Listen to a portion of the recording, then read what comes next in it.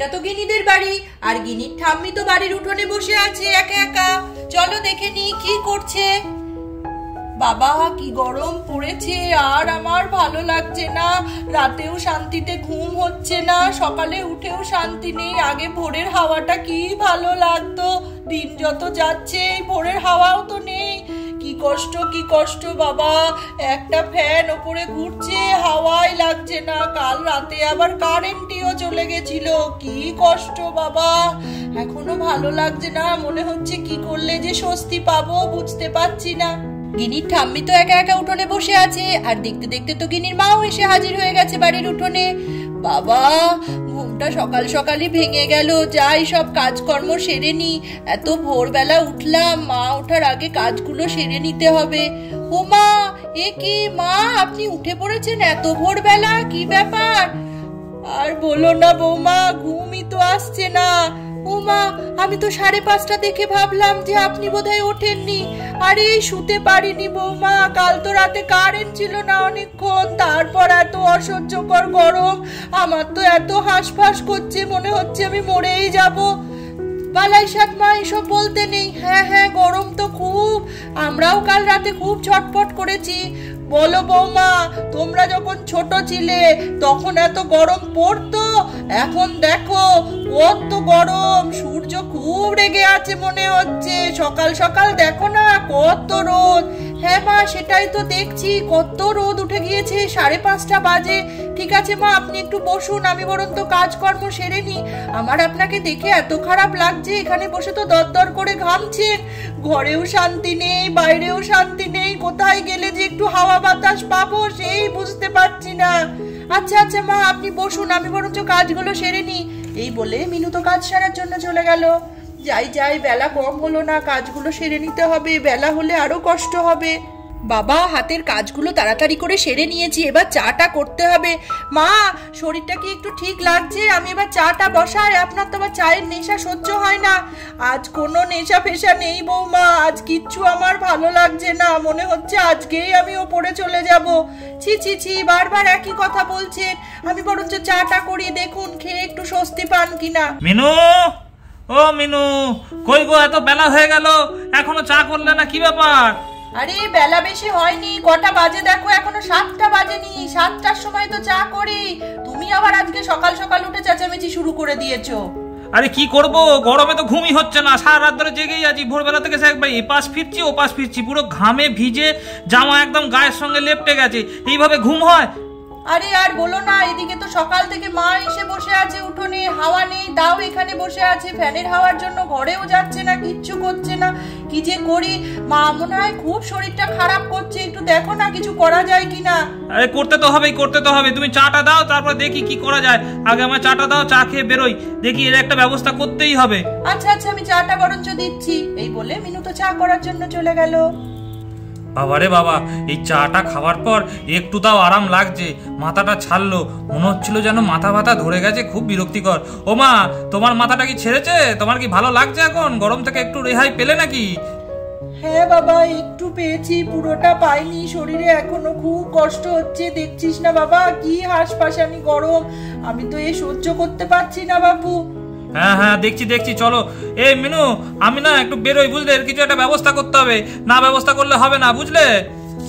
আচ্ছা ঠিক আছে, দেখো কিছু ব্যবস্থা করতে পারো কিনা।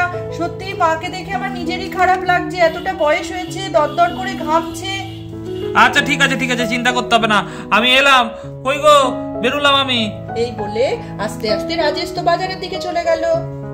মিনু, ও মিনু, মা কই গো, এই দেখো কি এনেছি। ও বাবা, দেখতে দেখতে রাজেশ তো বাজার থেকে চলে এসেছে, আর বড় একটা স্ট্যান্ড ফ্যান নিয়ে এসে হাজির। এই দেখো, এই স্ট্যান্ড ফ্যানটাকে দেখো, এই কি সুন্দর হাওয়া হবে। আমি নিয়ে এলাম বাজার থেকে, দাঁড়াও আগে এটাকে রাখি, আগে এটাকে রাখি, রেখে তারপর তোমায় বলছি। বাবারে বাবা, তাই বলে তুই এত বড় একখানা ফ্যান কিনে নিয়ে চলে আসবি? এ তো দেখেই মনে হচ্ছে শরীর ঠান্ডা হয়ে গেল, চালালে না জানি কি হবে। কি দরকার ছিল আবার পয়সা খরচ করে এইসব নিয়ে আসার? আরে না না, আনতে তো হতোই, এ ফ্যান তো লাগবেই, আমাদের তো সিলিং ফ্যানেতে কাজ হচ্ছে না। তুমি এই যে এখন উঠোনে বসে আছো, মিনু এখানে রান্না করছে, তো এখানে তো আর ফ্যান নেই। এই ফ্যানটা আমি ওই জন্যই নিয়ে এসেছি, বুঝলে? এই ফ্যানটাকে তুমি ঘরে চার্জে লাগিয়ে দিয়ে চার্জ দেবে, ও তখন কারেন্টে চলবে, আর চার্জ হয়ে যাওয়ার পর তুমি যেখানে বসবে সেখানে নিয়ে গিয়ে জ্বালে সেখানেই চলবে। এই দেখো না, এখন গিয়ে আমি ওটাকে চালিয়ে দিচ্ছি, দেখো কি সুন্দর হাওয়া হবে। এই বলে রাজেশ তো ফ্যানটা চালানোর জন্য এগিয়ে গেল। দেখতে দেখতে ফ্যানটা তো চলতেও শুরু করেছে। এই দেখো মা, চালিয়ে দিয়েছি, কি সুন্দর চলছে, তুমি শুধু দেখো। এই দেখো, তোমার দেখো নীল রঙের একটা আলো জ্বলছে, আর ফ্যানটা জোরে চলতে শুরু করে দিয়েছি। এটা এখন ব্যাটারিতে চলছে, হাওয়া হচ্ছে। বাবা, হাওয়া বলিস কি রে, এবার তো মনে হচ্ছে আমি উড়ে যাব, আত্মাটা শান্তি পেল মনে হচ্ছে। খুব ভালো করেছিস বাবা, এই যে আমার কত বড় আরাম হচ্ছে কি বলবো। এবার আমি উঠোনেই বসে থাকবো ওই ফ্যানটা নিয়ে, দাঁড়া। ঠিক আছে ঠিক আছে, তুমি হাওয়া খাও। মিনু, আমাদের যে বাইরের কাজটা আছে ওটা তো করতে হবে, তাড়াতাড়ি রেডি হয়ে নাও, চলো। হ্যাঁ হ্যাঁ, আমি মোটামুটি তৈরি হয়েই আছি, চলো চলো ঝট করে ঘুরে আসি। গিনিটাও এখন বাড়িতে নেই, গুড্ডিদের বাড়ি খেলতে গিয়েছে, এই সুযোগ কাজটা মিটিয়ে আসি। মা, আপনি বরঞ্চ একটু শান্তি করে হাওয়া খান, আমরা বরঞ্চ তাড়াতাড়ি কাজটা সেরে চলে আসি। এই বলে তাড়াতাড়ি করে তো মিনু আর রাজেশ বেরিয়ে গেল কাজ করার জন্য। হ্যাঁ, গিনি খুব আনন্দ পাবে, বুঝলে, এটা পেয়ে ফ্যানটা। হ্যাঁ, আমিও তো তাই ভাবছি, ও ঘুরে এসে দেখে চমকে যাবে। মিনু আর রাজেশ চলে যেতেই গিনি তো গুড্ডিকে নিয়ে বাড়ি চলে এসেছে। চল চল তাড়াতাড়ি ঘরে গিয়ে আমাদের বাড়িতে এবার খেলবো আমাদের খেলনা নিয়ে। উমা, এটা আমি কি দেখছি? ও ঠাম্মি, কত সুন্দর ফ্যান আর কত হাওয়া হচ্ছে। এটা কখন নিয়ে এসেছো? এটা কাদের ফ্যান? আমাদের ফ্যান কখন আনা হয়েছে? ও দিদি ভাই, এটা তো আমাদের বাড়িতে আজকে তোমার বাবা কিনে নিয়ে এসছে। গরম পড়েছে না খুব, আমরা সবাই মিলে হাওয়া খাবো উঠোনে বসে, আবার ঘরেও চালানো যাবে। কত সুন্দর হয়েছে না? হ্যাঁ ঠাম্মি, খুব সুন্দর হয়েছে। তাহলে আমরা এখন উঠোনেই খেলবো। এই গুড্ডি, চল না আমরা ওই পাশটায় গিয়ে বসে খেলি। ও ঠাম্মি, আমি আর না ফ্যানটা তোমাকে দিচ্ছি না, আমরা দুজন একটু ফ্যানটা নিয়ে খেলবো গো, তাহলে আমাদের আরাম লাগবে খেলার সময়। হ্যাঁ দিদি ভাই, সে তোমরা নিতেই পারো, কিন্তু কি বলতো, এটা খুব ভারী, আমার অসুবিধা হবে না, কিন্তু তুমি এটা সরাতে পারবে না। তুমি এটাই এখন হাত দিও না, বাবা আসুক তখন বরঞ্চ তুমি এটাই হাওয়া খেও। আপাতত খেলতে হলে এখানে বসেই খেলো। না ঠাম্মি, আমার ভালো লাগছে না, এখানটায় বসে খেলাটা জমবেই না, আমি ওই পাশের উঠোনটায় গিয়ে বসে ভালো করে খেলবো। হ্যাঁ ঠিক বলেছিস গিনি, আমরা ফ্যানটাকে নিয়ে বসে বসে খেলবো। ও ঠাম্মি, আমি তাড়াতাড়ি করে ফ্যানটা নিয়ে ওদিকে গেলাম। না না দিদি ভাই, তুমি হাত দিও না, তোমাকে বারণ করছি, কথা শোনো আমার। গিনি তো ঠাম্মির কোনো বারণ না শুনে ফ্যানটা নেওয়ার জন্য এগিয়ে গেল। দেখো না ঠাম্মি, আমি কি সুন্দর করে ফ্যানটা নিয়ে চলে যাব, তোমার কোনো চিন্তা নেই, তারপর আমরা জমিয়ে খেলাটা করব। এই বলে তাড়াতাড়ি ফ্যানটা যেই নিতে যাবে, আর তো বিকট আওয়াজ।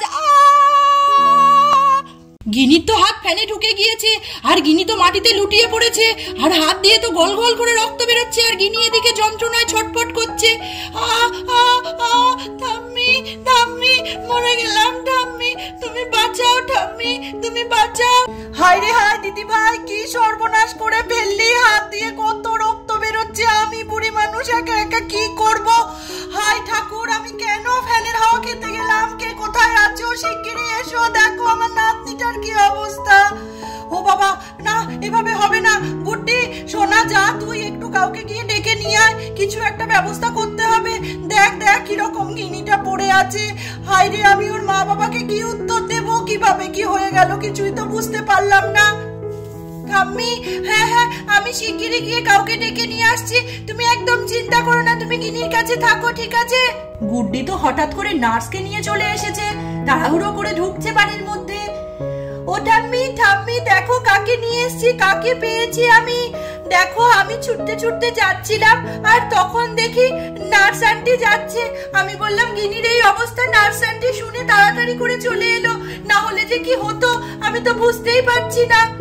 ও বাবা, খুব ভালো হয়েছে, আমার দিদি ভাইকে কিছু করো, আমার দিদি ভাইকে কিছু করে বাঁচাও, দেখো ওর হাত দিয়ে কত রক্ত বেরিয়ে গিয়েছে।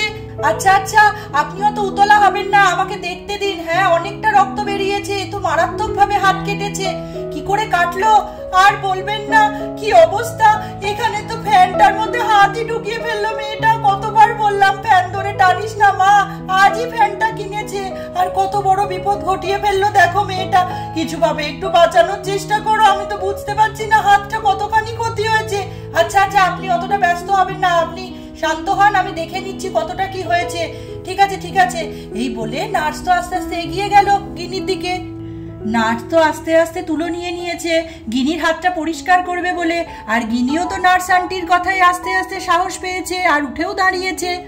গিনি, ভয় পাবে না, তোমার মারাত্মক কিছু হয়নি, হাতে সেলাই টেলাই দিতে হবে না। তবে অনেকটা রক্ত বেরিয়েছে আর অনেকটা কেটে গিয়েছে ডিপ হয়ে, ওটা আমি পরিষ্কার করে সুন্দর করে ড্রেসিং করে দেব। আর কোনো দিন এরকম চলন্ত ফ্যান নিয়ে টানাটানি করবে না। দেখলে তো, দেখতে দেখতে কত বড় বিপদ ঘটিয়ে ফেললে। আর কোনোদিন হবে না, আমি বুঝতে পারিনি। আর এখনো আমার হাতটাই খুব জ্বলছে, খুব ব্যথা করছে। হ্যাঁ, সে তো একটু করবে, এ তো মারাত্মক কাণ্ড ঘটিয়ে ফেলেছো। আচ্ছা এসো এসো, তোমার হাতটা পরিষ্কার করে আমি সুন্দর করে ব্যান্ডেজ করে দিই। নার্স তো আস্তে আস্তে গিনির হাতে খুব সুন্দরভাবে ব্যান্ডেজ করে দিয়েছে। ঠিক আছে গিনি, সুন্দর করে আমি ব্যান্ডেজ করে দিয়েছি, যা যা ওষুধ দেব সব খেয়ে নেবে। আর এরকম কাজ যেন আর কখনো না হয়। আর আগের থেকে ব্যথাটা একটু কমলো তো? তুমি চেঁচামেচি করছিলে মিথ্যেই। হ্যাঁ, আসলে যখন তুমি পরিষ্কার করছিলে আর ব্যান্ডেজ করছিলে তখন খুব ব্যথা করছিল, এখন অনেকটা কম আছে। না না, আমি আর কোনোদিন ফ্যানের কাছে যাব না। হ্যাঁ হ্যাঁ, মনে থাকে যেন। আচ্ছা মাসিমা, আমি তাহলে আসছি, আমার আবার ওদিকে দেরি হয়ে যাচ্ছে, হঠাৎ করে ঢুকে পড়েছি তো। ঠিক আছে, ওকে একটা ওষুধ দিয়ে গেলাম, ওটা আপনি কিছু খাইয়ে এক্ষুনি দিয়ে দিন, তাতে ব্যথাটা একটু কমবে। আরো দুটো ওষুধ দেওয়ার দরকার আছে, সেটা এই মুহূর্তে আমার কাছে নেই, ওটা হসপিটালে আছে।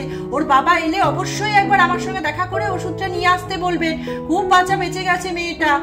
হ্যাঁ, তুমি যে কি উপকার করলে মা, তোমার সঙ্গে যদি দেখা না হতো আমি জানি না দিদি ভাইকে নিয়ে আমি কি করে কি করতাম। যাকে যাক, হ্যাঁ হ্যাঁ, তোমার দেরি হয়ে যাচ্ছে, তুমি এসো, ওর বাবা এলে আমি নিশ্চয়ই তোমার কাছে পাঠিয়ে দেব। এই শুনে নার্স তো আস্তে আস্তে হসপিটালের দিকে চলে যেতে থাকলো। তাহলে দেখতেই পেলে বন্ধুরা, গিনি আজকে ঠাম্মির কথার অবাধ্য হয়ে চলন্ত ফ্যানে হাত ঢুকিয়ে কত বড় বিপর্যয় ঘটিয়ে ফেলেছিল, আর হাত দিয়ে কতটা রক্ত বেরিয়ে গেছিল। কিন্তু গুড্ডি সঠিক টাইমে গিয়ে নার্সকে ডেকে নিয়ে এসে গিনির হাতটাকে সারিয়ে তুললো।